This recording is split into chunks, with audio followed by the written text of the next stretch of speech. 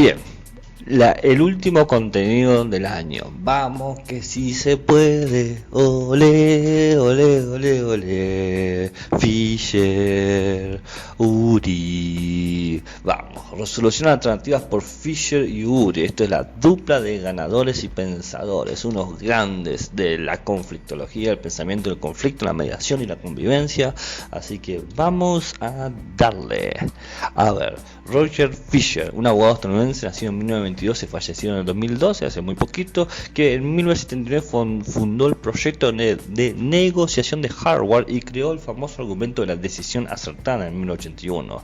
Trabajó con él mucho tiempo hasta su muerte. William Ury, un antropólogo estadounidense que nació en el 53, que está vivo y fue el cofundador del proyecto de negociación y creó en el 2007 el concepto y la expedición del camino de Abraham. Bien, el camino de Abraham es una ruta que hay para recuperar ciertos lugares y conectar ciertos lugares de Asia, de Asia Central, para distintos pueblos y distintas colectividades y religiones distintas que tienen centros en común, centros religiosos en común. Y la decisión acertada es un gran argumento que se creó durante la Guerra Fría, donde en 1981 Fisher publica en un boletín de científicos el argumento de decisión acertada. Básicamente dice esto: los códigos de lanzamiento de las bombas están en una pequeña capsulita dentro del corazón de un voluntario X. Este voluntario va a llevar un cuchillo carnicero grande y pesado y siempre va a acompañar al presidente por todos lados. Y si alguna vez el presidente quiere disparar las armas nucleares, porque es el único que puede hacerlo, la única forma de conseguir los códigos será que el voluntario le dé el hacha y el presidente tenga que matar a hachazos al voluntario. Bien, entonces el presidente debería decir: yo lo siento, yo el voluntario lo siento, pero decenas de millones deben morir y para ello tengo que matarte. De esta forma, la decisión acertada obliga a que el presidente sea consciente de que es la muerte y que la muerte de millones es la muerte de inocentes. Frente a este argumento que presentó Fisher, el Pentágono argumentó: tener que matar a alguien distorsionaría el juicio del presidente y puede que nunca presione el botón. Oh, por Dios, hemos llegado a la decisión acertada, dice Fisher. Bien, la idea básicamente es que siempre hay una alternativa. Este ejemplo un poco intenso de la decisión acertada que presenta Fisher pretende establecer que siempre hay una alternativa, que siempre podemos crear una nueva acción específica o adoptar una nueva acción específica, que podemos inventar una solución para este problema que parece no tener solución. Entonces es necesario crear un sistema de opciones, un sistema que nos permita ver el problema, analizarlo, proponer distintos enfoques y dar ideas resolutivas. Entonces acá funciona el sistema de Fisher y Uri, que se llama el diagrama circular, que es básicamente una herramienta para identificar una buena idea, generar nuevas ideas a partir de esa buena idea que seguramente es irrealizable, pero no deja de ser una buena idea en un mundo ideal, y en base a las ideas realizables establecer un patrón de acciones, ¿no?, que permitan enfocar condiciones, en qué condiciones las acciones resultan, y identificar cuáles de esos efectos es útil y cómo puede expandirse al punto de llevarse a cabo. Entonces, esto funciona en una relación de teoría de realidad. Entonces paso a explicar cómo funciona el diagrama circular de Fisher y Uri para crear opciones en situaciones conflictivas. Fíjense que partimos de una condición donde ni siquiera nos ponemos a ver el conflicto, sino que asumimos que existe, a ver cómo creamos una solución. El diagrama circular divide la realidad o el día a día en dos mundos: un mundo teórico y el mundo real. El mundo teórico supone los pasos 2 y 3, análisis y enfoque. El mundo real, el que nos vemos, supone la identificación de los problemas y de las ideas. ¿Por qué está así salteado? 2, 3, 1, 4, porque esto supone un ida y vuelta, es retroalimentativo, por eso es un diagrama circular. Entonces partamos del mundo real. Paso número 1, el problema. A ver, definimos lo que está sucediendo. Hay que identificar cuáles son los síntomas de este conflicto y en base a eso preguntarse cuáles son los hechos que me disgustan o nos disgustan o disgustan y cómo sería la situación preferida. Por ejemplo, me disgusta que haya gente ocupando territorio, bien, territorio que es privado. Bueno, ¿cuál sería la situación preferida? Y que no me ocupen más territorio. Perfecto. Entonces, paso 2 en análisis. Volvamos al mundo teórico. Diagnosticamos este problema clasificando los síntomas en diversas categorías, cuáles son los elementos, las acciones, los medios que faltan y atendiendo las barreras o obstáculos que existen para solucionar el problema. Bueno, ¿por qué no se va la gente que ocupa el territorio? Y bueno, esta gente no tiene a dónde irse. Bien, ¿qué falta? Falta un medio.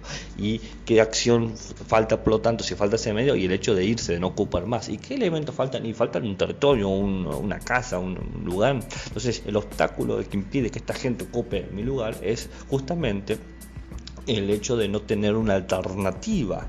Bien, entonces vamos al paso número 3. Seguimos en un mundo teórico y esta vez el enfoque. ¿Qué remedios podemos pensar en el problema? ¿Qué estrategias posibles podemos crear o qué estrategias valen, aunque sean simplemente ideales? Aunque sean imaginarias. Hay que imaginar, dice Fisher y Uri, cuáles serían las circunstancias necesarias para resolver el problema del mejor modo posible. Una cosa que yo me pongo a pensar en el enfoque en el mundo teórico, en este paso número 3, es que, ok, digamos que tengo la capacidad de echar a la gente de mi lugar, del lugar que han ocupado, pero ¿puedo garantizar que no vuelvan a ocuparlo? Entonces quizás lo mejor para evitar la amenaza futura es crear un lugar a donde puedan ir y que puedan satisfacerse sus condiciones, porque si ellos están satisfechos, evita la amenaza futura de que vuelvan a ocupar. Entonces vamos al mundo real, las ideas. Pensemos en la aplicación de los remedios, especificar ideas, aunque sea parte de ideas, que puedan realizarse con los recursos disponibles y de esa manera ir especificando algunos pasos, algunas acciones hasta crear ideas factibles.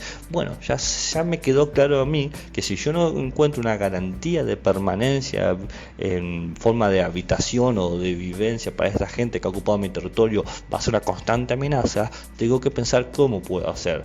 Estoy dispuesto a ceder parte del territorio para dárselo y que se queden en ese lugar. Estoy dispuesto de mediar con otras personas. Estoy dispuesto a alquilarlo. Estoy dispuesto a que, y a qué están dispuestos ellos. Bien, entonces se genera toda esta famosa discusión sobre qué pasos y acciones podemos realizar factibles. Entonces aquí tienen como un diagrama, mundo real el piso siempre, ¿no? Como Buda, un dedo en la tierra y un dedo en el cielo, y el mundo teórico arriba. Entonces, problema. ¿Qué sucede? ¿Por qué no me molesta? ¿Cómo no me molestaría?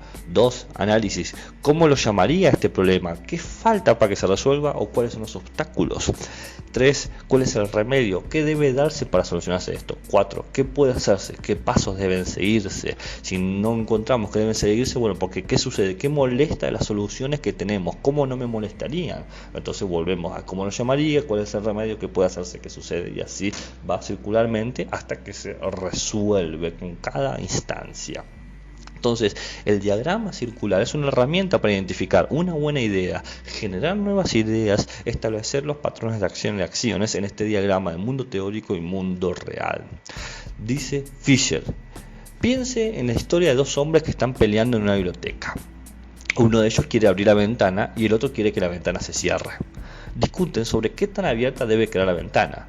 Apenas una rendija, la mitad, 3/4, ninguna solución logra satisfacerlos a ambos. Entonces entra la bibliotecaria. Le pregunta a uno por qué quiere abrir la ventana, para obtener aire fresco. Le pregunta al otro por qué quiere cerrar la ventana, para que no haya corriente.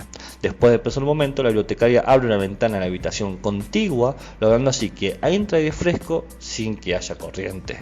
Resolución mediante el diagrama circular. Claramente no se ve, pero acá tenemos, por un lado, el problema que sucede el conflicto de dos hombres que les molesta el tema de la ventana abierta cerrada. Análisis, ¿cómo lo llamarían? Y es un problema de corriente. Básicamente ese era el problema, no de aire fresco. Enfoque, ¿cuál es el remedio? Y lograr que haya aire fresco sin corriente. ¿Qué puede hacerse? Y se puede generar la corriente en un lugar más lejano, pero que garantice que esté el aire fresco. Entonces identificamos el problema, le pusimos un nombre con análisis, establecimos el remedio mediante un enfoque y se nos ocurrió la idea, o mejor dicho, a la bibliotecaria se le ocurrió la idea.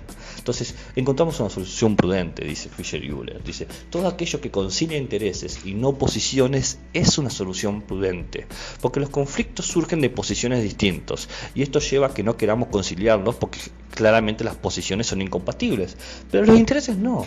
Los intereses muchas veces respetan o refieren a necesidades, deseos, preocupaciones o temores, y por lo tanto si identificamos los intereses y logramos que se relacionen, por más que las posiciones sean distintas, podemos encontrar nuevas ideas de solución, de ideas efectivas, porque los conflictos Cuando encuentran este punto de concilio, anulan esta incompatibilidad. Bien, las posiciones son concretas y explícitas, los intereses definen el problema mediante condiciones implícitas intangibles. Y hacemos la primera pregunta: ¿por qué? Dice Müller: al principio todo conflicto trata de ponerse en el lugar del otro, preguntar no para justificar una posición, sino para comprender. O sea, le pregunto ¿por qué actúas así? No en el sentido de reproche, sino bueno, para entenderlo. ¿Qué necesidades llevan a que actúes así? ¿Qué esperanzas, qué temores, qué deseos buscas tú al actuar de esta manera? Y luego preguntarse ¿por qué no? O sea, pero hay que profundizar. ¿Y por qué no cambias? ¿Qué acciones o decisiones me estás solicitando? ¿Por qué no puedo simplemente aceptar tener la ventana cerrada o abierta? ¿Cuáles son los intereses que están en juego? Bien, entonces, si nos comprometemos con los intereses, supone que también podemos negociar. Dice Fischer-Uyre: hay que ser duro con los intereses, pero podemos negociar las posiciones.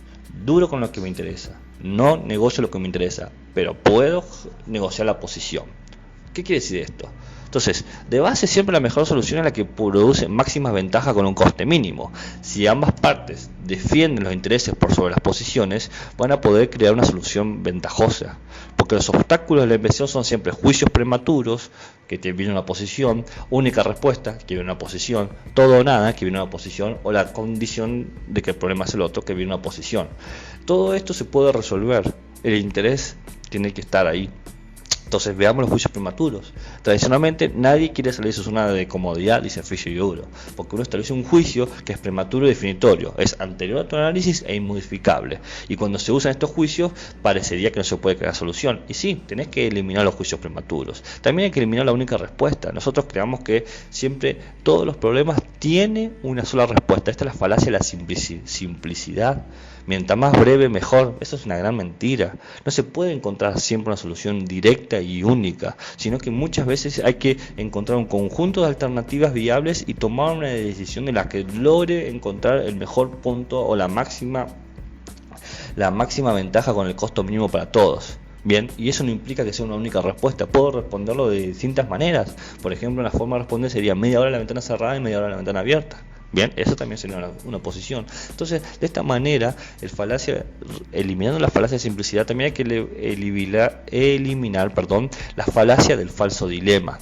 Mayormente creemos que hay solamente dos opciones viables, o A o B, pero no es así.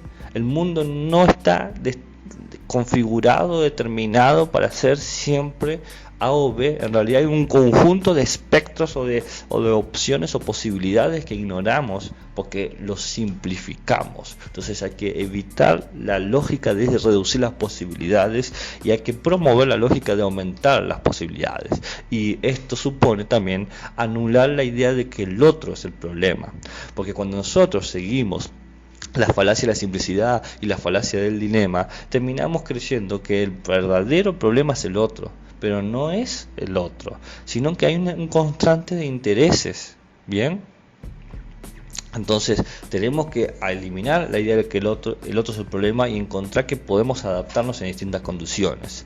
No se pueden encontrar soluciones prudentes. La solución prudente es cubrir los intereses de los individuos implicados y no las posiciones. Bien, entonces, ¿cómo se empieza? Se empieza de por qué se actúa como se actúa y por qué no se actúa de la forma contraria. Y para eso se trata de evitar ciertos obstáculos. No hay que buscar los juicios prematuros, no establecer respuestas únicas, no establecer criterio de todo o nada y sacarnos la idea de que el otro es el problema. Bien, hay que eliminar la comodidad, la falacia de la simplicidad, la falacia del falso dilema y la imposición de que el otro debe adaptarse. Y de esta manera, cuando quebramos esto, damos lugar a que se inventen nuevas opciones, a crear alternativas. Y para eso debemos distinguir entre la invención, bien, la búsqueda, el beneficio y la toma de decisiones. Veamos la distinción entre invención y juicio. No es lo mismo realizar una valorización de una opción presentada que crear una opción que sea una solución. Primero inventamos algo y luego decidimos si eso es bueno o malo, o si es posible o imposible, si es real o irreal. La invención demanda en pensar como no se piensa, en salirse de la cubeta o de la caja. Entonces debemos obligarnos a crear situaciones o a pensar situaciones que no estábamos siendo consideradas, por más locas e irrisorias que puedan parecer al principio. Bien, es como una lluvia de ideas.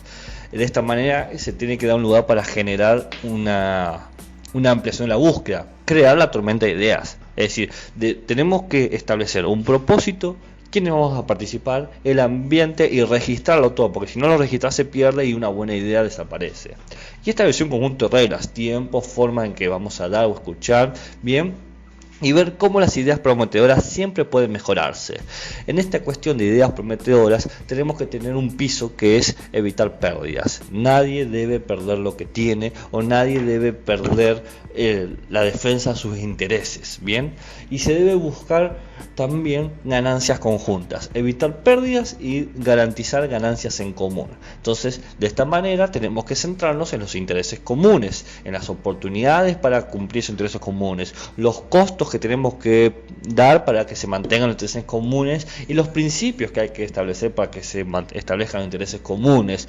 Y todo esto debe ser puesto en términos que sean similares o traducibles, que entiendan todas las partes. Si yo hablo de una forma que la otra parte no entiende, no es válido.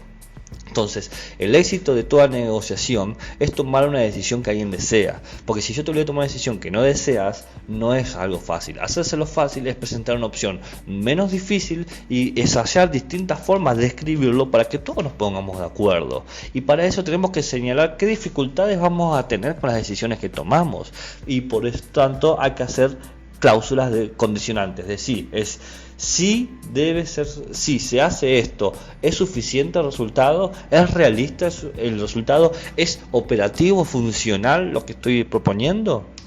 Entonces, ¿cómo crear opciones creativas? Primero, distinguimos entre la inversión y el juicio. ¿Qué se puede hacer que no se haya hecho? ¿Qué puede hacerse de manera diferente? Segundo, ampliamos la búsqueda. ¿Qué proponemos? ¿Quiénes participan? ¿En dónde pueden hacerlo? ¿Qué reglas de diálogo vamos a definir? ¿Quién y cómo se registran las ideas? ¿Cómo podemos mejorar estas ideas? Establecer beneficios mutuos. ¿Qué interés común hay en preservar la relación? ¿Qué oportunidades futuras de cooperación tenemos? ¿Cuáles son los costos para ambos si rompemos esta relación?